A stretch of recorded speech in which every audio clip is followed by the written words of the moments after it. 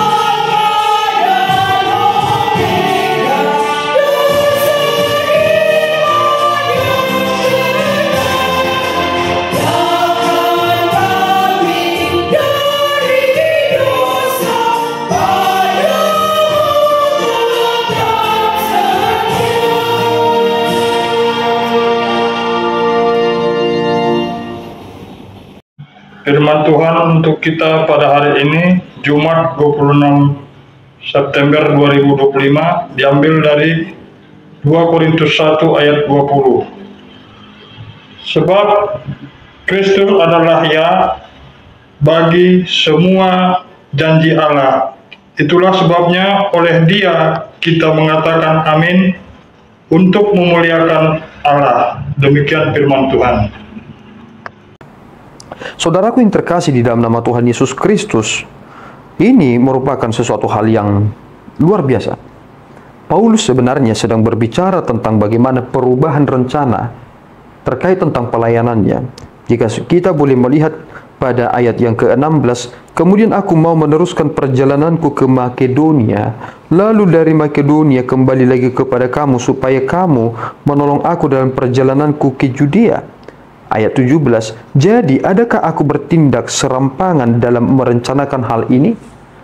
Dia memiliki rencananya, tetapi ada hal yang tiba-tiba harus diubah. Kita sebenarnya sedang dibawa kepada sebuah perenungan yang sangat penting terkait tentang apa yang terjadi sebenarnya di dalam diri Yesus Kristus.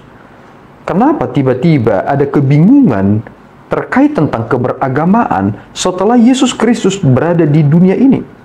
Orang-orang Israel yang memiliki agama Judaisme, tiba-tiba mereka menolak Allah sendiri ketika Yesus berkata bahwa aku adalah anak Allah. Mereka berkata bahwa siapa dia sehingga kami harus berkata kepadanya, kami mau mengikutmu, kami mau menyembahmu.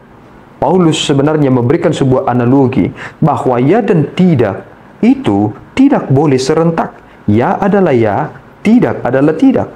Selebihnya berasal dari si jahat. Karena kita berada di dalam Kristus, maka kita adalah ya dalam pelayanan. Paulus adalah ya dalam pelayanannya. Jika kita melihat kepada apa yang disampaikan pada teks pada hari ini, Kristus adalah ya bagi semua janji Allah. Mengapa dia adalah ya bagi semua janji Allah? Abraham menerima janji itu dan kemudian merujuk kepada keturunannya. Penggenapannya adalah Kristus dan ya. Jika kita berada di luar Kristus, adakah janji yang boleh kita terima? Dia adalah yang dijanjikan. Sehingga ketika kita percaya kepada yang dijanjikan itu, maka kita menerima apa yang dijanjikan. Apa yang dijanjikan kepada kita? Pengampunan dosa kita telah kita terima, kehidupan yang selama-lamanya kita terima, tempat yang dipersiapkan yang bukan kita memikirkannya, Tuhan persiapkan. Semua itu berada di dalam Yesus Kristus.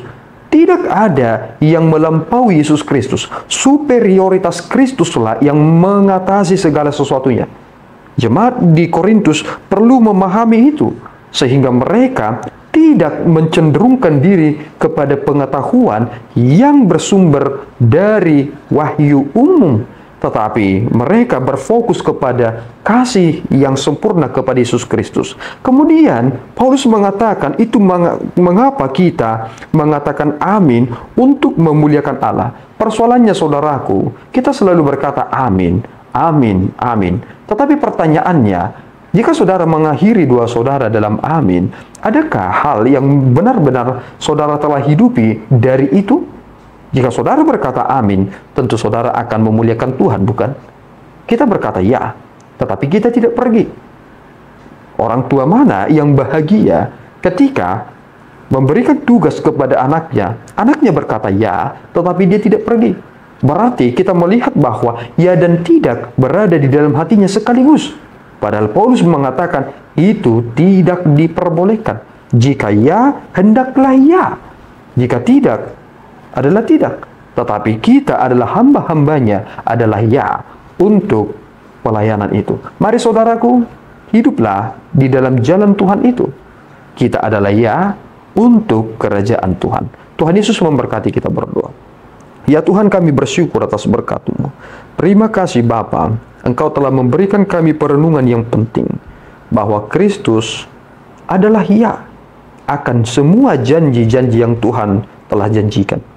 Terima kasih Tuhan, Engkau telah mengizinkan kami menerima Kristus Yesus dalam iman percaya kami. Kami tidak mampu melakukan apapun selain dari apa yang dilakukan Yesus Kristus. Terima kasih Tuhan, kami hanya mampu menyerukan nama-Mu, dan kami ingin memuliakan-Mu Tuhan lewat segala perjalanan hidup kami. Terpuji Engkau Bapa. Di dalam Yesus kami telah berdoa dan mengucap syukur. Anugerah Tuhan kita Yesus Kristus, kasih setia Allah Bapa kita, dan persekutuan Roh Kudus menyertai saudara. Amin. Tuhan Yesus memberkati.